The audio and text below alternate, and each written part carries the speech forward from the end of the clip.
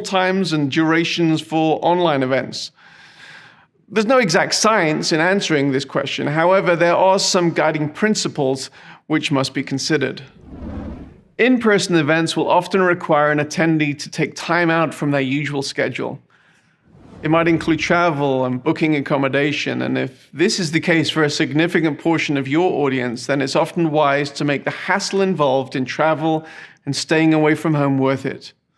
You, as the event producer, must be concerned with the creation of space in the event, time for networking and meeting, as well as determining the potential for curated moments in plenary sessions which unite the messaging and can mobilize your entire audience. Now, hybrid events, online and in person, typically have the same considerations as in-person events, as it mirrors the in-person event experience. Now, it often comes as a surprise to first-time hybrid event producers that the people attending the online portion of the event are actually physically present at the event.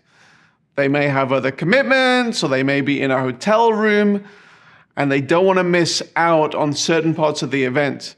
It may be that they missed a plenary session because of an offline meeting, and they are catching up with the flow of the event. The bottom line with hybrid events is that you should simply mirror the in-person schedule. Exclusively online events may be treated slightly differently. Since they don't require attendees to take time off work, one more significant consideration is that attendees may only be joining outside of work hours, unless, of course, you're hosting a work event, in which case holding it within typical working hours becomes optimal. Many in-person expo-type events have very little main stage time and spread the event over a number of days so that attendees can network, have offline business meetings, grab a coffee or lunch together. These same components are not all present with online events. The event isn't constrained by a physical place, and therefore the times when aspects of the event happen will differ. It's important that you give thoughts to when your main plenaries in a virtual event happen for this very reason. If you typically have longer, more drawn-out plenaries, you may think about condensing your main program slightly time-wise. I might add that it's important not to swing the pendulum too far in the other direction. It's not unusual for our project managers to advise clients on the need to actually include breaks in their schedule when they have multiple back-to-back one-hour sessions.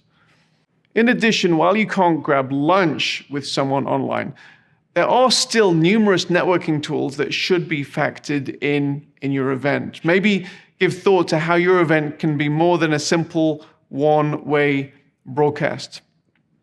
The question remains, when should you schedule certain components within maybe a multi-day event? Now, there are no hard and fast rules. You know your audience, and we can have constructive conversation about that. But we typically see a few general rules that are different than in person. We often see spikes at the beginning of an online event in a much greater way than we would in an in-person, where people may arrive late. And then, as with in-person event, we will see spikes when top bill presenters, music acts, or VIPs are on stage. And so hopefully that's helpful as you start planning and thinking about the timing and the duration of your event. So that's pretty much all there is for this section. So let's go through our checklist.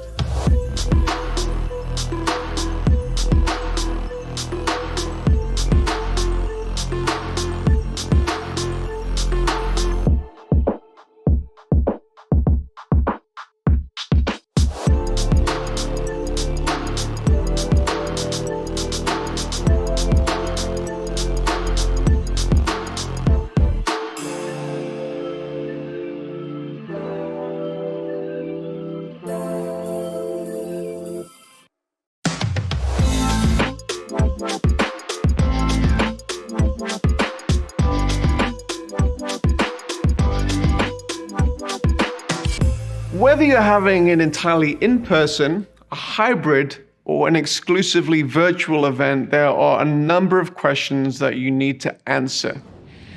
One of the first questions is related to venue and production. Often this seems to be answered more easily for in-person than online events. It's natural that if you're having an event for, say, 15 people, you may choose to have it in a boardroom and ensure there are enough snacks and refreshments in the room for the duration of the meeting. And then if you're having a 15,000 person event, you're going to rent an arena with adequate audio-visual production so that the audience doesn't have any challenges with seeing or hearing what is going on. Now, similar principles are true for online events, and yet sometimes the production elements for online events are not thought through thoroughly. WebRTC, that's Web Real-Time Conversations, and other video conferencing applications that you'll be aware of are amazing tools for real-time interactions. However, their strength is in connecting individuals through low-latency video connections. And that's usually for small numbers of people and not for broadcasting a high-quality message to thousands. Now, if you're having a 15-person boardroom meeting and you wish to take it online, then utilizing such WebRTC, Zoom-type applications is the right choice. If you're broadcasting a message to thousands,